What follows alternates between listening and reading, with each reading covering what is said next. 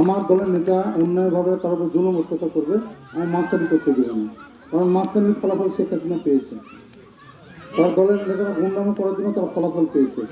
আমরা এমন কোনো মহামানব নয়, আওয়ামী লীগের চেয়ে শক্তিশালী কোনো দল নয়। এই দেশের মানুষ, এই দেশের মালিকানা আমাদেরকে দায়িত্ব দিয়েছে, ঠিক আছে, ক্ষমতা দেয়নি, আমাদেরকে দেশ পরিচালনা দায়িত্ব দিয়েছে।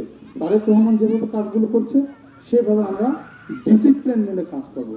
যদি কাজ করতে না পারি, দল করতে যদি ভালো না লাগে, বাসায় যা বসতে নেন, যার বইয়ের সময় দেন, বাড়িতে হাল চাষ করেন, আপনার দল করা লাগবে না।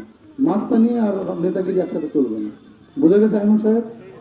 বুঝতে পারছেন না? আপনার কথা বলিনি, সার্বিক বলতেছেন। তো যাই হোক, আপনাদের এই ঈদগাহ ময়দানের জন্য আপনারা বলেছেন, কিছু উন্নয়নের কথা বলেছেন। আমি উন্নয়ন করতে চাই, উন্নয়ন করতে গেলে খুবই ভালো লাগে। আমি যদি এখানে কাজ করতে পারি, আপনাদের বলবেন মোজারের বেটা এসে কাজ করতে বলবেন না? আপনাদের এই সেন্টারে কত ফুটে দিচ্ছেন গণেশের? আপনার বসেন বসেন, কত ফুটে দিচ্ছে ধানের শেষ? হ্যাঁ, 558 ফুটে কি জিতছেন না হারছেন? তো এই জন্য সবাই মারহাবা বলি বলি।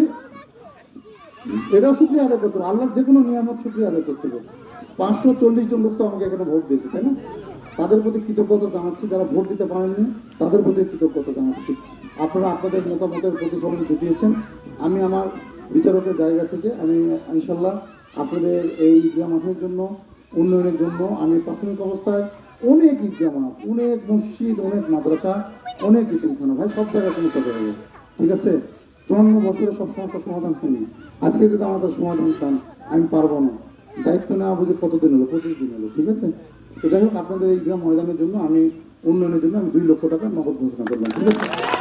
2 লক্ষ টাকা ঘোষণা করলাম। আর যে মসজিদের 3টা কথা বলেছেন, এই 3টা মসজিদে আমি একটু খোঁজ নেবো ভাই, আপনাদের আসলে কি প্রয়োজন কি প্রয়োজন নেই।